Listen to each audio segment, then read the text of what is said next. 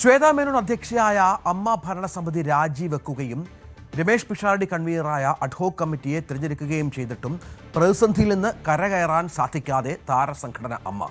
ഭാരവാഹിത്വത്തിനെതിരെ വലിയ വിമർശനമാണ് താരങ്ങൾ ഉന്നയിക്കുന്നത്. ഭരണസമിതിയിൽ ഉള്ളവരുടെ ഈഗോ ആണ് പ്രശ്നങ്ങൾക്ക് കാരണമെന്നാണ് ഇതുമായി ബന്ധപ്പെട്ടുള്ള വിലയിരുത്തൽ. ഡാനി പോൾ ഏറ്റവും പുതിയ വിവരങ്ങളുമായി ചേരും. ഡാനി, താരങ്ങൾക്കിടയിൽ ഇപ്പോഴും അഭിപ്രായ ഭിന്നത രൂക്ഷമാണ്. മുതിർന്ന താരങ്ങൾ ഭരണം ഏറ്റെടുക്കണമെന്ന ആവശ്യം പ്രമുഖരൊക്കെ ഉന്നയിച്ചു കഴിഞ്ഞു. അതിനുള്ള സാധ്യതകളുണ്ടോ? അതോ യുവതാരങ്ങളിലേക്ക് ഇപ്പോൾ അജു വർഗീസൊക്കെ അമ്മയുടെ മീറ്റിംഗിൽ പങ്കെടുത്ത് ശക്തമായ അഭിപ്രായം നടത്തിയ ആളുകളാണ്.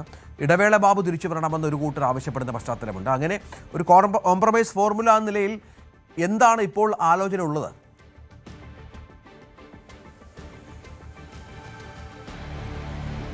രഞ്ജിത്ത്, ഇതിൽ ഏറ്റവും പുതുതായിട്ടുള്ളത് ശ്വേതാ മേനോൻ അവർ സമൂഹ മാധ്യമങ്ങളെ കുറിച്ച ചില കാര്യങ്ങളാണ്. അവർ നമ്മൾ ആദ്യം ഈ കാര്യങ്ങളിൽ അവർ ചില വിഷയങ്ങൾ അവർ അവതരിപ്പിച്ചിട്ടുണ്ട്. അവരെ ഒരു പാവയായി തുടരാൻ താനില്ല, അതുകൊണ്ട് തന്നെയാണ് താൻ രാജിവെച്ചത്. താൻ നിലപാടുള്ള ഒരു സ്ത്രീയാണ്, അതുകൊണ്ടാണ് അവിടെ നിന്ന് ഇറങ്ങിപ്പോരേണ്ടി വന്നത് എന്നതടക്കം അവർ പറയുന്നു.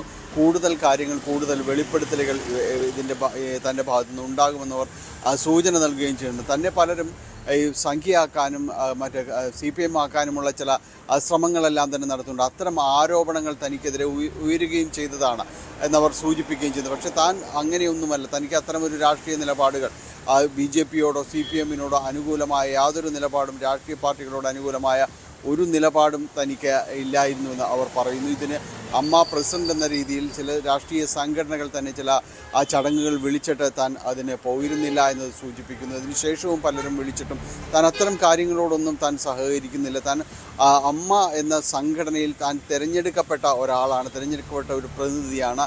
അതിനെ മുന്നോട്ട് കൊണ്ടുപോകാനുള്ള ചില ശ്രമങ്ങളാണ് താൻ നടത്തിയത്. പക്ഷേ നിർഭാഗ്യവശാൽ പലരുടെ ഭാഗത്തു നിന്നും യാതൊരു രീതിയിലുള്ള സഹകരണവും ഉണ്ടായില്ല. പ്രത്യേകിച്ച് മുൻ കമ്മിറ്റി അവർക്കെതിരെ അടക്കം ചില ആളുകളെക്കുറിച്ച് ചില അന്വേഷണങ്ങളടക്കം നടത്തേണ്ട ഘട്ടങ്ങളുണ്ടായിട്ടുണ്ട്. പക്ഷേ അതിനൊന്നും ഒരു സഹകരണവുമില്ലാതെ രീതിയിൽ താൻ ഒറ്റപ്പെടുകയായിരുന്നു എന്നതാണ് അവർ സൂചിപ്പിക്കുകയും ചെയ്യുന്നത്. കണക്കുകളുടെ കാര്യത്തിലും വലിയ രീതിയിലുള്ള പിശകുകൾ സംഭവിച്ചതായിട്ട് എനിക്ക് തോന്നുന്നു.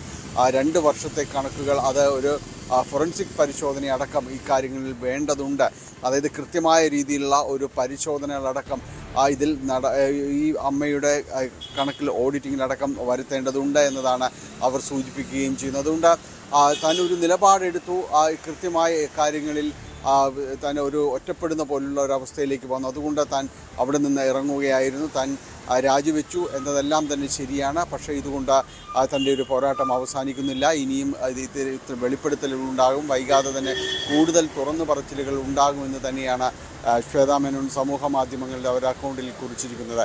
അതുകൊണ്ട് തന്നെ ഇപ്പോൾ വന്നിരിക്കുന്ന ഈ അമ്മയിലുണ്ടായിരിക്കുന്ന ഈ ഒരു പ്രതിസന്ധിയിൽ കൂടുതൽ ഏറ്റുപറച്ചിലുകളും തുറന്നു പറച്ചിലുകളും എല്ലാം തന്നെ പലരുടെ ഭാഗത്തു നിന്നും ഉണ്ടാകുമെന്ന കാര്യത്തിൽ ഉറപ്പാണ്. പുതിയ ഭാരവാഹികളടക്കം ഏതാണ്ട് 4 മാസത്തിനകം അതിനുള്ളിൽ തന്നെ തെരഞ്ഞെടുപ്പടക്കം നടത്തേണ്ടതുണ്ട്. അഡ്ഹോക് കമ്മിറ്റി ഇതിനെല്ലാമാണ് ചുമതലപ്പെടുത്തുകയും ചെയ്തിട്ടുള്ളത്. അപ്പോൾ വൈകാതെ തെരഞ്ഞെടുപ്പ് പ്രക്രിയയിലേക്കടക്കം ഏറെ വൈകാതെ തന്നെ പോകേണ്ടി വരുന്നൊരു സാഹചര്യമാണ് അമ്മയിലുള്ളത്. അപ്പോൾ ആരൊക്കെ പുതിയ ഭാരവാഹിത്വത്തിലേക്ക് വരണമെന്നതടക്കമുള്ള കാര്യങ്ങൾ ഒരു ഊഹാപോഹങ്ങൾ മാത്രമാണ് നിലവിൽ. അതാണ് അമ്മയിലെ സാഹചര്യം. ഏതായാലും അമ്മയുടെ അധ്യക്ഷ സ്ഥാനം രാജിവെച്ചതിന് ശേഷവും ദുഷ്പ്രചരണങ്ങളും കെട്ടിച്ചമച്ച ആരോപണങ്ങളും വ്യക്തിഗത ശ്രമങ്ങളും തുടരുകയാണ് എന്നാണ് നടി ശ്വേതാ മേനോന്റെ ആരോപണം. നിർഭാഗ്യവശാൽ ചില മുൻ കമ്മിറ്റി അംഗങ്ങളുടെ തെറ്റുകൾ അന്വേഷിക്കാൻ ഒരിക്കലും അവസരം ലഭിക്കാതിരിക്കാൻ ചില നിക്ഷിപ്ത താൽപ്പര്യക്കാർ ശ്രമിച്ചു. കഴിഞ്ഞ 2 കാലാവധികളിലെയും അക്കൗണ്ടുകൾ സമഗ്രമായി അവലോകനം ചെയ്യണം. പൂർണ്ണ സുതാര്യതയും ഉത്തരവാദിത്വവും ഉറപ്പാക്കാൻ ഒരു ഫോറൻസിക് ഓഡിറ്റിംഗ് വേണം.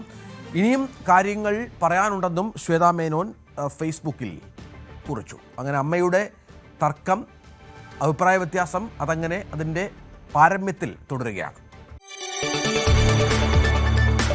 കൂടുതൽ വാർത്തകൾക്ക് News 18 Keralam YouTube channel subscribe ചെയ്യുക.